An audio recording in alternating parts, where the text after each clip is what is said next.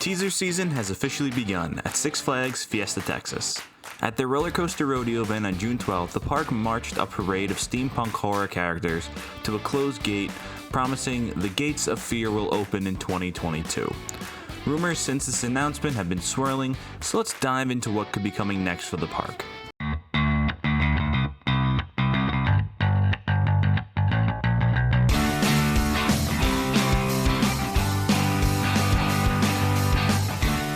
To start off the newest rumor, the Sundance Theater, located behind the gate the guests were shown and across from Roadrunner Express, will be removed in order to make room for the new signature attraction.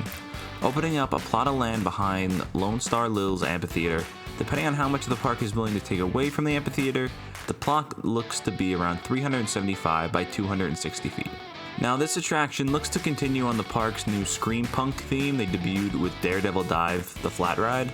The only other rumor really going around, besides it being a roller coaster that's going to be added, is perhaps a large-scale year-round haunted attraction coming to the park, which could be a nice way to cool off inside and draw off of Fright Fest's enormous success. However, personally, I fully believe that this will be the park's first new roller coaster since 2018. So let's check in on the lineup and see what's really missing here. Heading the top of this lineup are Iron Rattler and Wonder Woman, a hybrid and single-rail RMC respectively. Two very intense standout rides, with Iron Rattler specifically rocking multiple world-class elements. Moving to more supporting rides, we have Superman Krypton Coaster, which is arguably the best B&M floorless in the world, featuring 6 inversions, and a B&M Batman invert clone in Goliath. If you want more inversions but with a launch, check out the premier launch coaster Poltergeist, which is one of the Spaghetti Bowl clones. Now, these 3 coasters combined sport 15 inversions. Now, the park also features a couple of less impressive clones in Boomerang, Batman the Ride, and Pandemonium. Between the 3, you have a Vekoma Boomerang, an S&S Free Spin, and a Gerstlauer Family Spinner.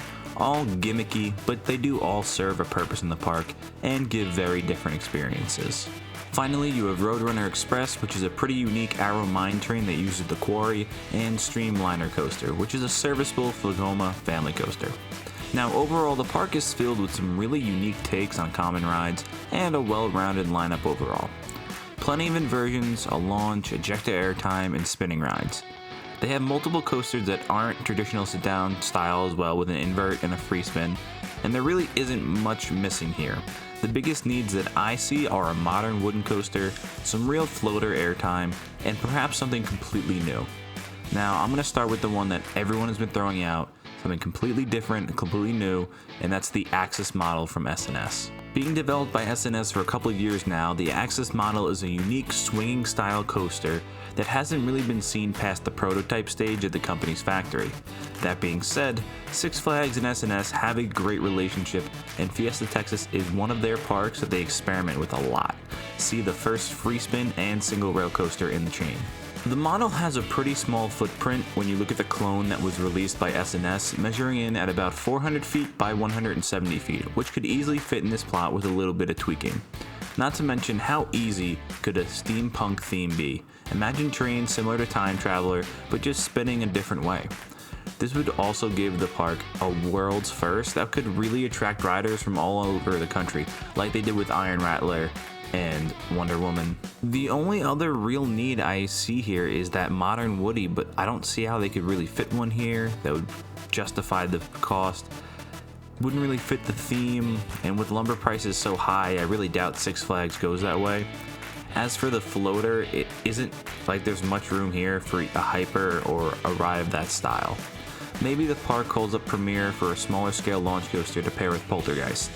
The only real launch coasters on that scale are Skyrocket at Kennywood and Icebreaker down at SeaWorld Orlando. And while these rides are very different from the Spaghetti Bowl coaster, I don't think they are different enough to bring into this park so that the GP really sees a true difference.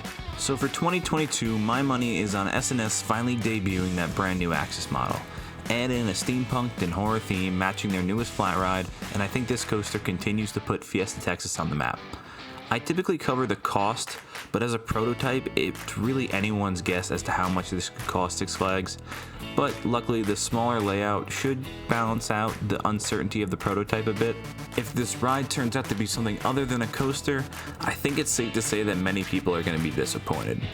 To be the first park in the chain to drop a major teaser with a parade and a call number and everything like that, this scale usually means it should be something pretty big like a roller coaster.